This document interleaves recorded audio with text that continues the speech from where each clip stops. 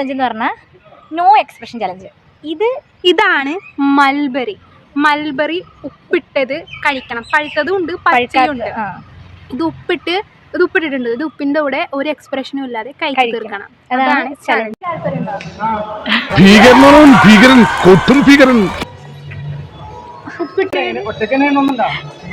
ദൈവമേ മൂർഖനെയാണല്ലോ ചവിട്ടി.